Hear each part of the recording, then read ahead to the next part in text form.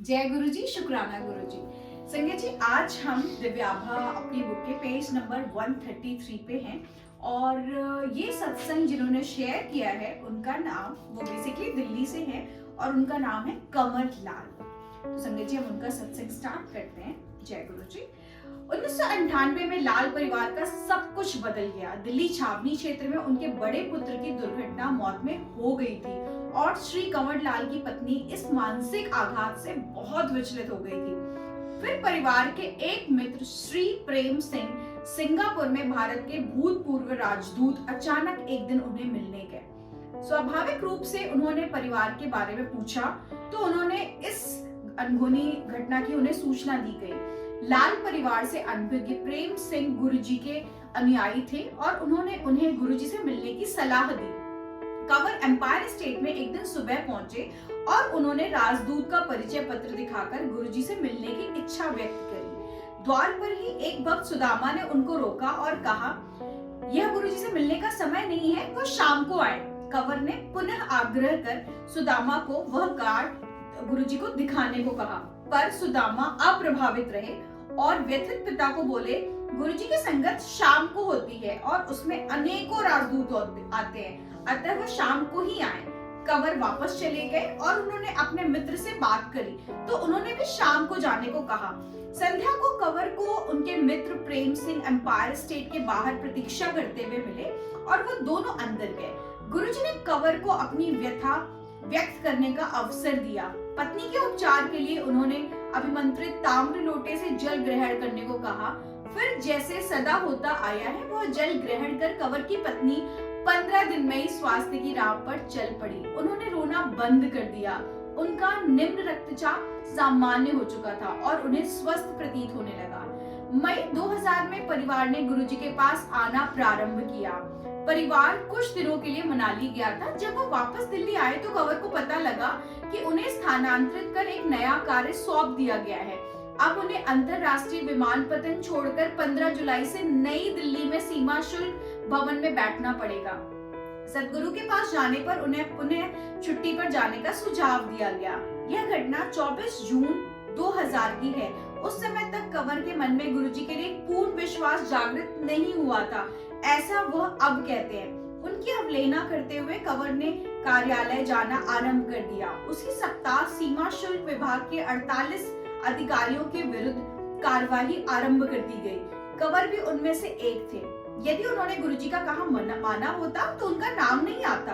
कंवर ने यह समस्या पुनः गुरुजी के समक्ष व्यक्त करी तो सर्वज्ञाता ने उन्हें चिंता मुक्त रहने के लिए कहकर एक और समस्या की ओर उनका ध्यान आकर्षित किया, उनकी बेटी का विवाह। कंवर को संतोष तो नहीं हुआ, पर तथ्यों से स्पष्ट होता है कि उनकी चिंता निराधार थी। 48 नामांकित अधिकारियों में से 33 के विरुद्ध कार्यवाही हुई। सूची क्रम में कंवर और उनके नीचे के समस्त अधिकारियों का नाम ही नहीं लिया गया। तत्पश्चात उन 33 अधिकारियों पर अभियोग लगाते समय भी कंवर का नाम कहीं नहीं था। गुरुजी के कहने पर कंवर ने अपनी बेटी के लिए वर ढूंढना आरंभ कर दिया। भारतीय तेल निगम के एक यांत्रिक इस संबंध के लिए उचित लगे थे और परंपराओं के अनुसार उन्हें अपने माता पिता के साथ उनके यहाँ आ रहे थे। उस अति महत्वपूर्ण भेंट से पूर्व गुरुजी ने कंवर को बुलाकर वर के पिता को सफेद रसगुल्ला खिलाने को कहा। लड़के के माता पिता के लिए अति सुंदर भोजन परोसा गया। उसके बाद पहले कंवर और फिर उनकी पत्नी और अंत में उनके पुत्र ने वर के पिता को रसगुल्ले प्रस्तुत किए, पर हर बार जिसके कारण सदगुरु को ही ज्ञात होने लगे थे, उन्होंने मना कर दिया। कंवर के परिवार को अब तक गुरुजी के तौर तरीकों से पता लग गया कि कुछ बात अवश्य है। जब वो शाम को गुरुजी के दर्शन के लिए एम्पायर स्टेट आए तो गुरुजी ने संक्षेप में कहा कि गुलाब के पुष्प में भी कांटे होते हैं। परिवार समझ गया कि वह लड़का उचित नहीं था और उस ओर से मनाही भी आ गई। कुछ समय पश्चात एक और सुयुग लगता हुआ वर मिल गया। दिल्ली में कार्यरत एक न्यायिक मजिस्ट्रेट वह घर पर कंवर की बेटी से आकर मिला और वहां से जाने के बाद कंवर को फोन करके कहा कि उसे यह संबंध स्वीकार है। साथ ही उसने अपने माता पिता की स्वीकृति भी लेने को कहा।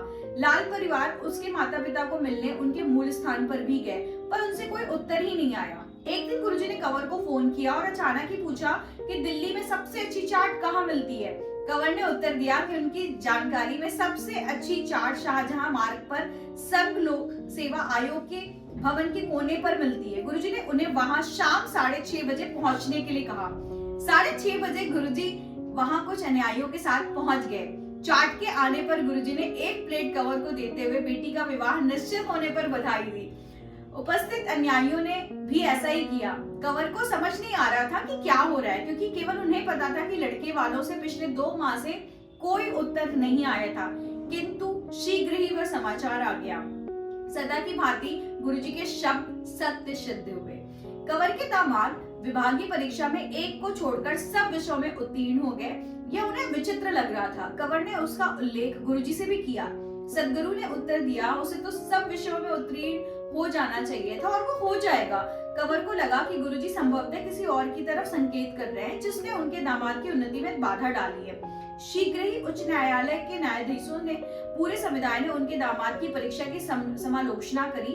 उनकी कार्यशैली और वार्षिक गोपनीय रिपोर्टों के अनुसार उनके पक्ष में निर्णय लिया गया और उन्हें उत्तीर्ण घोषित कर दिया गया। कंवर के पुत्र की रक्षा। कंवर के पुत्र रोहित को गुड़गांव से बाहर सोहना पलवल मार्ग पर स्थित एपीजे यांत्रिक महाविद्यालय में प्रवेश मिलने के बाद वहां के छात्रावास में स्थान नहीं मिल रहा था। अपने एक पुत्र को दुर्घटना में खोने के बाद कंवर उसे प्रतिदिन 65 किलोमीटर दूर की यात्रा करने में हिचक रहे थे, पर गुरुजी ने आश्वासन दिया। फिर जैसे नियति थी, एक दिन जिस गाड़ी में वो यात्रा कर रहा था, एक ट्रक से दुर्घटनाग्रस्त हो गई। वाहन चालक एक आंख खो बैठा और सब छात्र भी घायल हो गए, पर रोहित को जैसे गुरुजी की इच्छा थी, एक खरोच भी नहीं आई। कंवर जब उस शाम को संगत में पहुंचे तो गुरुजी ने कहा कि उन्होंने उनके पुत्र की रक्षा करी थी। गुरुजी की कृपा उसके बाद भी उस पर बनी रही। वो अपने तृतीय वर्ष में प्रवेश नहीं पा रहा था, क्योंकि उसका प्रथम वर्ष के प्रथम सत्र का एक विषय शेष था। जब गुरुजी को इस बारे में पता लगा तो उन्होंने कहा कि उसे प्रवेश अवश्य मिल जाएगा। फिर जैसे विधाता की इच्छा थी, एपीजे ने अपने नियम बदल दिए। अब यदि विद्यार्थी 20 में से 18 विषयों में उत्तीर्ण हो तो वह तृतीय वर्ष में प्रवेश कर सकते थे। इसी प्रकार रोहित तृतीय वर्ष में प्रवेश कर सका। यह वास्तव में गुरुजी की कृपा ही थी, क्योंकि अगले वर्ष एपीजे ने पुनः अपना पुराना नियम घोषित कर दिया। स्पष्ट है कि नियमों को सदगुरु की अभिलाषा अनुसार ही बदलना पड़ता है। कंवर की सास की दिल्ली के सर गंगाराम चिकित्सालय में शल्यक्रिया होनी थी, क्योंकि उनके दाएं घुटने में बहुत पीड़ा थी, परंतु गुरुजी ने उसके लिए मना कर दिया। साथ ही ये निर्देश भी दिया कि उनको चिकित्सालय के आसपास भी नहीं ले जाना है। सदगुरु ने उन्हें पुनः अभिमंत्रित ताम्र लोटे का उपचार करवाया, जिससे चमत्कार हुआ। उनके घुटने की वेदना 1 माह में समाप्त हो गई और वह उसे पहले जैसे हिला डुला भी सकती थी।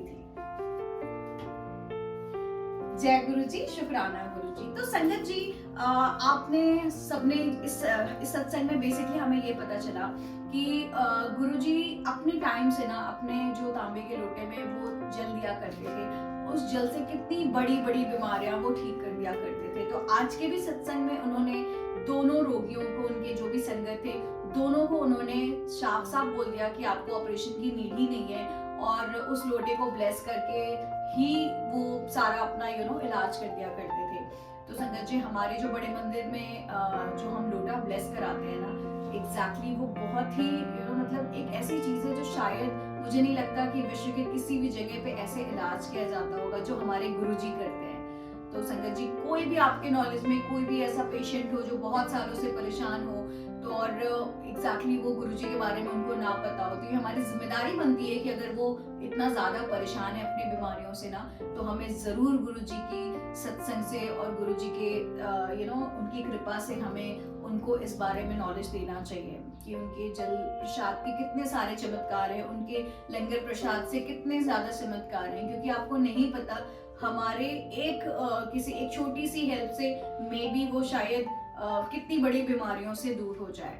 तो संगत जी, आपके नॉलेज में कोई भी आसपास कोई भी ऐसा हो जिनको ऐसी कोई भी प्रॉब्लम हो, तो प्लीज आप उनको जरूर हमारे गुरुजी के जल प्रसाद के बारे में बताइएगा। जय गुरु जी, शुक्राना।